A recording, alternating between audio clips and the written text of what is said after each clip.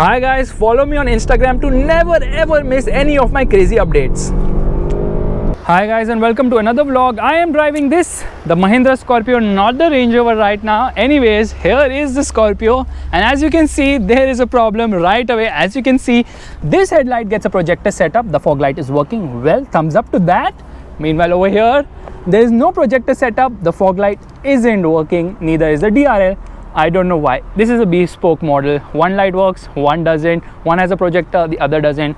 Wow, that's called customization of the next level. Anyways, let's open the engine bay right away. And here we go, hydraulic struts, mHawk 140 engine. Do you know the Scorpio is available with 3 engines? I'm going to talk more about it when we are driving the vehicle. Meanwhile, this hood scoop is actually functional. Yes, that's right, a functional hood scoop. And at the front, you can see the grille. Well, 7 slats, obviously inspiration from Jeep. This is the facelifted model. I've already reviewed it in the night, but I'm doing it in the day because a lot of you have requested about it. The design is actually very nice. It's bold. It's kind of iconic now. I don't know if I said that word, but yes, it kind of feels iconic because the evolution of the Scorpio from the first generation to the current generation has been with the similar body panels. Maybe the panels have been revised, but overall design has remained more or less the same. I actually like the alloy wheels on this vehicle. We took it off-road, so a little dirt on the tires. 235, 65, 17 inches, and lot of brake dust under heavy braking. Of course, from the side, the Scorpio looks actually quite nice. I actually like it. And just in case you don't remember this to be a Scorpio, they've actually written Scorpio over here as well. And you get a side footstep as well, because climbing into this vehicle isn't that easy. So over here, this is an unnecessary element. I don't know why they've kept it. I thought it is so that person can hang here and can hold on to, but there's no hold on to feature as such. It is just as it is. They had an applique over here, black color one, which they removed, thankfully. And over here we get a reverse parking camera, reverse parking sensors. Again, footstep over here. This is the towing hook of the vehicle. Lights look really nice. They make a D and they actually look splendid. Again, Mahindra Scorpio S11 micro hybrid, Scorpio written inside the light as well. That's some attention to detail, so that you can never miss this to be a Scorpio. You cannot call this any other vehicle. That's the number of logos and badges it has. mHawk D140 written over here. Chidiya bhi hai yahan pe. If you can see that, that's a hawk, eagle, whatever. Anyways, as you can see, the design is actually very nice. Roof rails over there. The roof is actually going upwards for aerodynamics. Just kidding, nothing like that. So you only get one nozzle over here for the washer fluid. We'll come to that in a bit.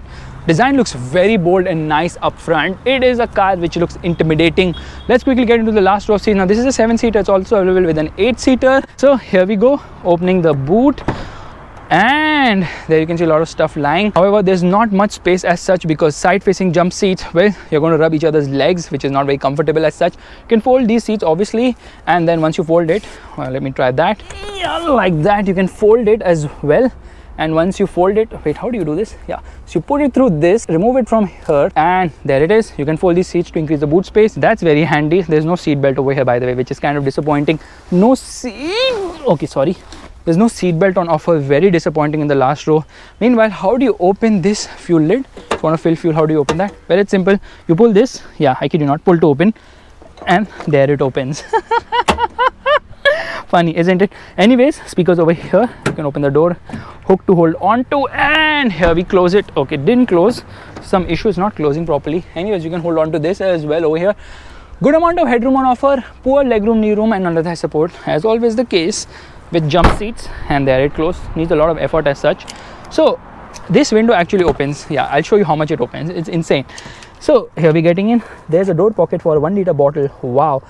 To keep your mobile phone. Wow. And obviously this nice treatment. The seats actually look very nice. There's armrest over here, and there are no cup holders. You climb in. Legroom isn't great, neither is knee room as such. Headroom is decent though. No scooped out seat back, but there's a magazine holder over here.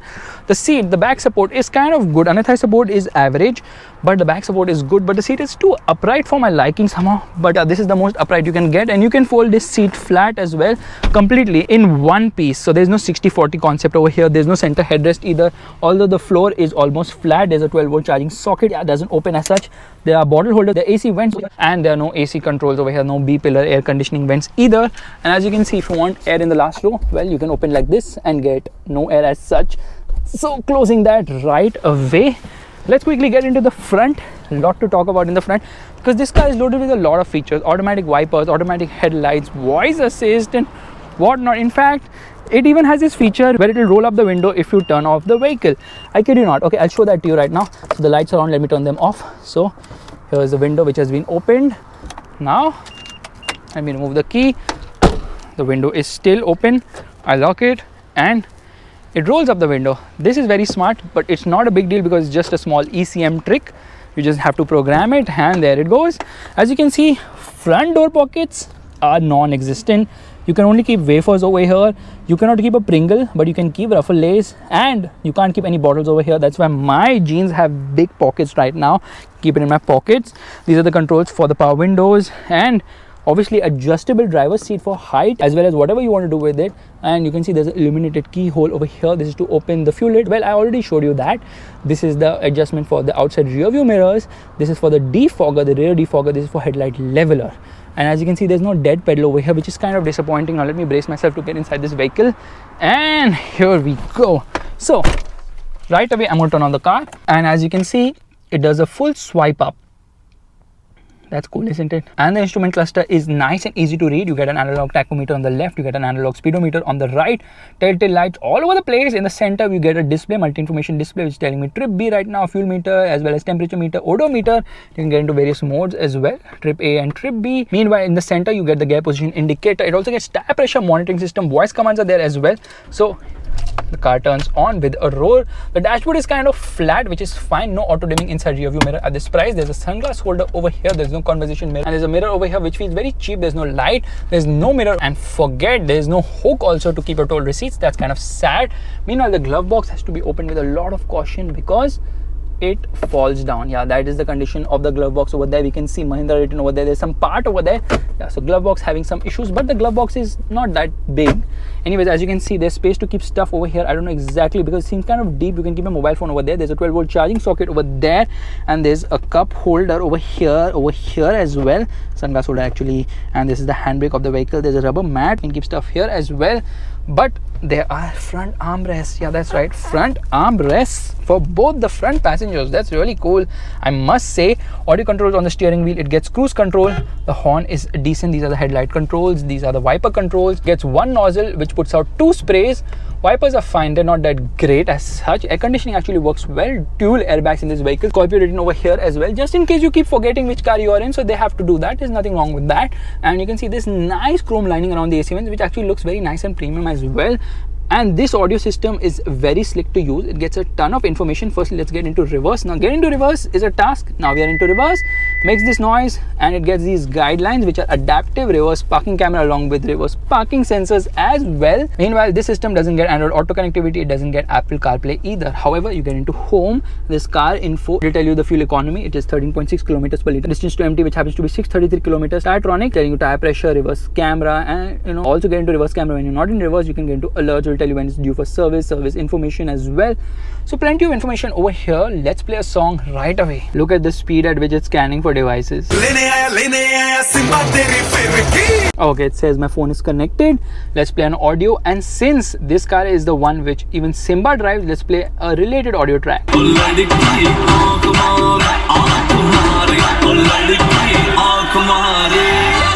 As you heard, audio quality isn't great at all. The speakers are actually like, screaming that, okay, enough, we can't handle any more volume.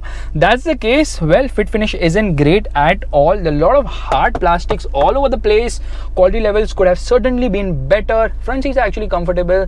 However, seat belts are not adjustable over here. There's a hook over here and there are lights placed over here. A sunroof would have been a really nice addition to this vehicle. Any which ways, let's get driving right away.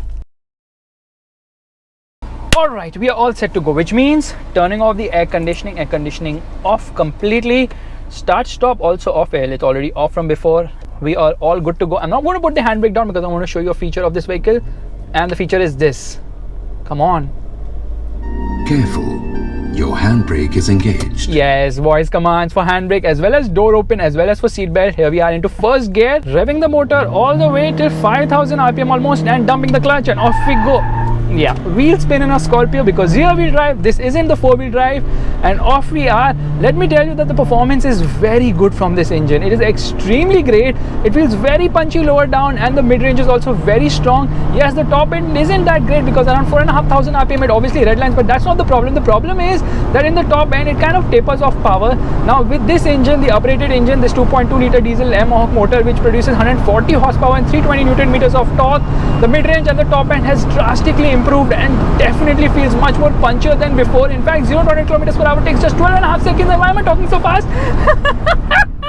So now this is mated to a 6-speed gearbox. The gearbox isn't the slickest shifting because the throws are on the longer side. However, the clutch is decently weighed and it's a self-adjusting clutch, which means that it's not going to get heavy with time. Yes, this is a loud engine. NVH isn't the best, but the diesel clatter is not very diesel-y, I would say, because it does feel kind of refined as such, but feels very punchy to drive because of this engine. You know, people actually drive the Scorpio very fast because the engine supports you. It just has so much punch, and there are 3 engines on offer. Obviously, the one I'm driving already told you that 320 Newton meters of torque comes in at a low 1500 RPM. Yes, that's right, just at 1500 RPM. So just at 1500 RPM, 320 Newton meters of torque comes in. That's why this engine is so punchy. Now there's another base engine which happens to be the M2 Dicor, which produces just 75 horsepower in a Scorpio which weighs more than 2 tons. Well, that's not much, but torque output is 200 Newton meters. And then the mid-range, so the base variant is available with the M2 Dicor S3, and the S5 and the S7 are available in the mid-range engine, which happens to be the one which produces 120 horsepower and 280 Newton meters of torque. The top end engine, which happens to be the one with 140 horsepower and 320 Newton meters of torque, is available in the S7 and the S11 trims. Now of course 4-wheel drive is also available, and there are 15 variants on offer. I kid you not, 15 variants on offer. Price ranges between 12 lakhs all the way till 19.3 lakhs. That's a wide price range, and yes, the Scorpio is an expensive vehicle because for 19.3 lakhs you can get a lot more SUVs which are way more polished than this Scorpio. Now this being a ladder frame SUV, handling is gone for a toss. You sit high up, commanding driving position, you can see the hood, everything is fine in terms of SUV-ness, but in terms of handling there's a lot of roll on offer, and the steering also doesn't weigh up brilliantly. Actually doesn't weigh up much as such, and this much as such has been typical of me saying it a lot of times. Actually, let's say something else now. Pseudos. And now as you can see, the motor is really very punchy. This car is available in 15 variants. I kid you not, 15 variants because 3 engines and 7 and 8 seater options. There's a lot of body roll around the corners because of course this is a ladder frame and the suspension is on the softer side. It feels very bouncy at the rear somehow, and like I told you, there are 15 variants on offer. Price range is crazy, between 12 to 19.3 lakhs. On road you can get a lot of more capable SUVs for the price with better fit, finish and handling as well. However, the Scorpio offers you the traditional SUV feel. High speed stability isn't good. This A-pillar makes a lot of noise at high speeds, which is an issue because when you're driving at say above 100 kilometers per hour or even at 80 kilometers per hour, you can hear a lot of wind. And when I talk about the steering not having feel, I kid you not, it doesn't have much feel as such, especially when you're trying to corner it. Like right now, look, trying to take a turn, a lot of body roll. In fact, I'm not kidding, once I took a hard turn in this car and I was on the other seat. Thankfully someone was behind, that person took control of the wheel, and I'm lying right now because such things don't happen, but I'm just trying to tell you the magnitude of the body roll on offer. Engine could have been more refined. However, don't look at it as an SUV which is easy to drive, because the Scorpio is not about easy to drive. It is not about being polished. It's about the roughness. Simba drives one, obviously Singham also drives one, and Singham is not really very loyal as such because in between he was driving the Tata Safari Storm as well in the movie. However, if you want an SUV which gives you the feel, then there's nothing which beats the Scorpio, because this car feels so much more connected and so much more emotive, and obviously the road becomes a part of your life. The gearbox could have been better and slicker, and this gives me the opportunity to stop right now and show you another feature. So I'm going to open the seatbelt right now, and do not do that. Always wear your seatbelts for a safe drive. Yeah, that is how smart this voice assist system is. Although I would have appreciated if a girl would have said it, because then it would be more convincing for most of the folks who will be driving this vehicle. Anyways, let's open the door and drive the car a little bit ahead. Okay, I got into reverse somehow. First and reverse can be confusing at times. Now we are in first, so here we go. Come on, speak up. Careful, one of the doors is open. And that is very smart and nice. Of course, Mahindra is always ahead with such technologies, which makes them such a great company as far as technology and features go, because there's so many of them in this vehicle. Trust me, there are a lot. Only thing is that practicality elements should have been slightly better, which would have made the Scorpio so much more desirable. Let's take a U-turn and see how it fares over here. Here we go. first gear and so much roll. Oh, I kid you not, I'm moving all over the place. Little bit exaggeration, but this is a car which can go off-road. So if you're looking for a real SUV, this or the Safari are the ones to buy. And if you like this video, you know what you have to do. Yeah, you don't have to corner hard. You have to like this video, that's the thumbs up button, and also subscribe to the channel. I will see you guys in the next video real soon. And I don't need to put an Annabelle in this video because she's here.